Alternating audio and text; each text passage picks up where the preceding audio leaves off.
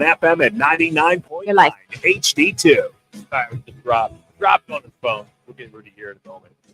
Some NFL news. Cameron Sutton has been suspended 8 games for violating the NFL's personal conduct policy. Of course, he's the corner for the Pittsburgh Steelers.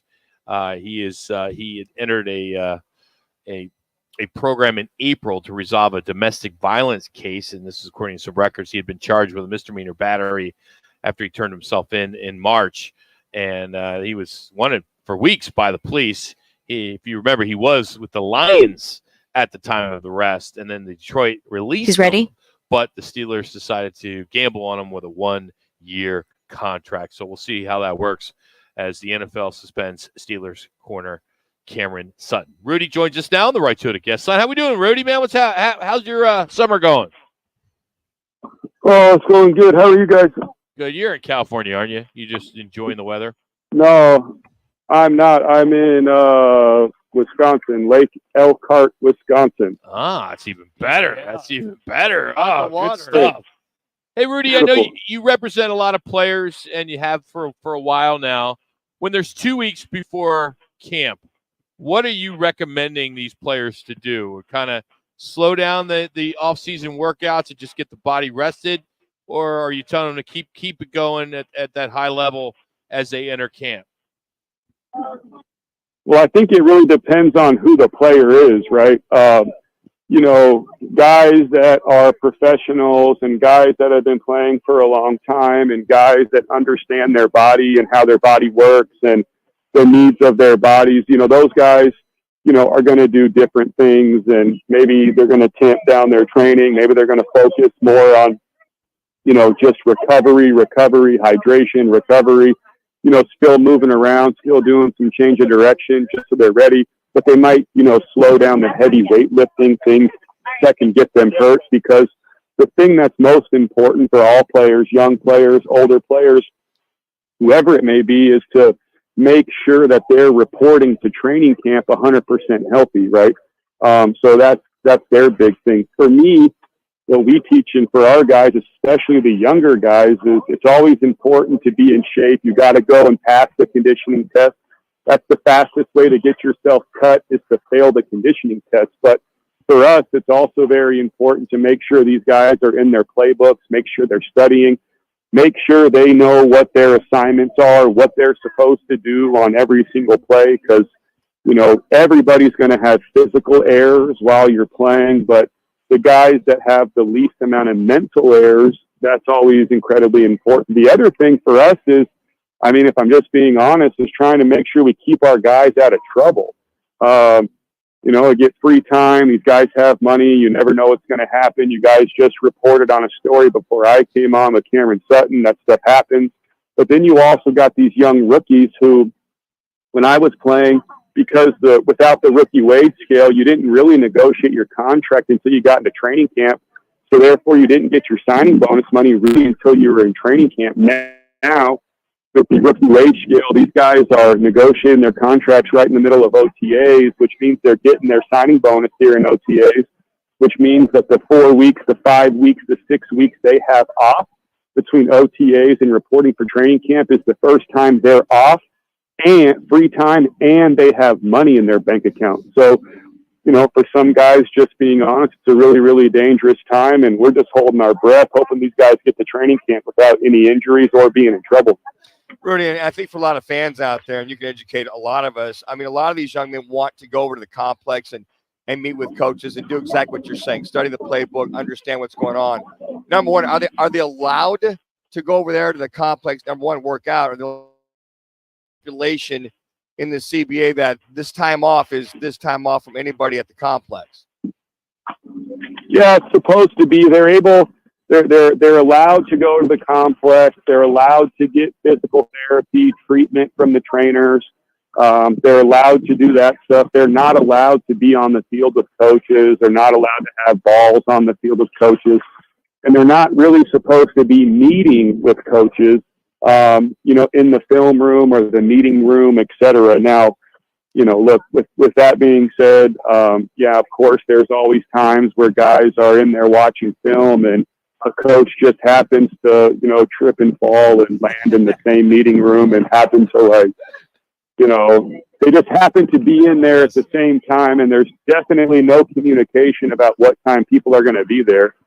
So that's just that. But, in my viewpoint, I tell all of our young players, I just think it's super important to make sure that you're seen in the building. Make sure you're seen. Make sure the security sees you coming in. Make sure that you're swiping your card. Make sure they're able to see your security card being swiped at all hours of the day, knowing you're in the facility, especially guys who are hurt. If you're a guy that's hurt, not 100% ready for training camp, you better be in the building getting treatment. And if you're going to be a guy that says, hey, I got my own people who I want to work on me, I got my own physical therapist, I got my own doctors, that's fine.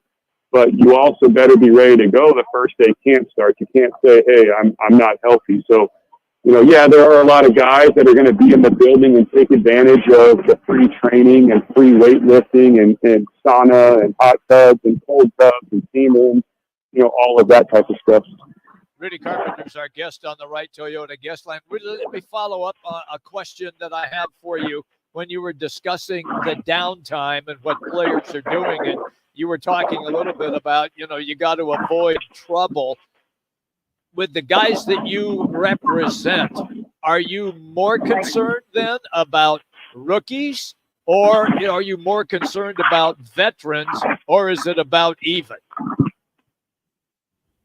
I think you're always a little bit more concerned about rookies.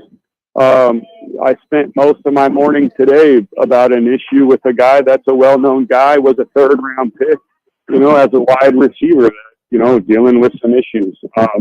These guys always have driver's license issues, insurance issues. They always want to drive nice cars. They want to go out to bars and nightclubs. I mean, look at the kid Kyrie Jackson, who just passed away over the weekend in a car accident. Yeah, it sounds like it wasn't their fault. Sounds like they were, a victim per se, but that still happened at 3:15 in the morning. And, people always told me nothing good happens after midnight. And so, yeah, whether it's veterans or whether it's rookies, you're always worried because truth be told is these are young guys. And the other truth is, these are guys that are great players. Typically, these guys have big egos, and that's just part. People say, oh, you don't have to have a big ego. Yeah, I get it. But it's very hard to be great at a sport like football or something like that and not have some sort of, ego, especially a big one. It's just somewhat kind of built in, and guys have to learn how to, be able to control it. But we're worried about all our guys because these guys are all young and they all have quite a bit of money. Just think about this. This year, if you're an undrafted free agent, you're not even drafted in the NFL. If you make the team, your base, the lowest paid guy in the NFL this year on an active roster is going to get paid $795,000. Wow. Manuch, there's hope for you. Does that apply to retired guys to come out of retirement? Yeah. Well, and look, just the way the rookie wage scale is going, I think by the year 2026 or 2027, the minimum salary for an undrafted guy is going to be like $1,005,000. I think is what the minimum is going to be then. Because it goes up every year. Just real quick, so will you be on tour once camp starts to go see all your guys and just check in with them, or do you guys have a checks and balances with your guys? You're on the phone with a young man this morning talking about things. So do you guys do that checks and balances, touch base with them periodically? Yeah, you got a couple things, right? Like this morning, one of the things we are wrapping up as a group is we send out care packages to all of our players, right? So it's going to have some shower stuff, toiletries. It's going to have some snacks and things of that nature, some recovery items, and then some electronics, whether it's headphones or whatever it may be, the Theraguns these guys use. We send out these care packages to all of our players just so they can, break up the monotony of training camp, kind of get a gift, have some things that you normally wouldn't get during training camp. So, you got 40-something players. You got to put those packages together and send all those things out, right? Then you always have a couple of guys who may not be signed yet. So now you're dealing with those guys and their families and just, walking through the different possibilities of teams that may sign them once training camp starts, or, hey man, this team and this team and this team, they all have you on their emergency list in case one of their guys gets hurt at your position. You're one of the first guys up who they're going to sign or who they're going to bring in for a workout. We got to make sure we're ready, got to make sure we're in shape, et cetera, et cetera. Then you got guys that are going into training camp hurt. Depending on who that guy is, if the young guy's got to make a team, well, sorry, buddy, you got to figure out a way to rub it out, put some dirt on it, take some Advil and go practice, and we'll help you as much as we can. Then you got some big name guys, some big dollar guys who, for those guys, it's more so of, hey, we're not going to practice. We're going to limit the activity. Yes, we're going to probably fight with the team a little bit about your availability, maybe argue with them about where you're going to start camp. You're going to start on PUP. You're going to start on, whatever list that you need to start on. But for us, we know you're going to make a team. We know you're a high dollar guy. We got to make sure you're healthy for week 1.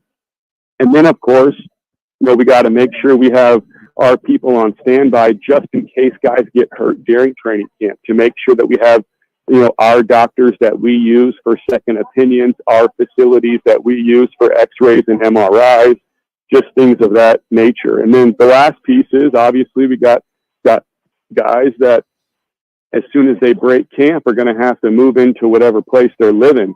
Some of those guys know they're going to make the team, or they've been there for a few years. Those guys already got their apartments or their condos or houses, and they're ready to roll.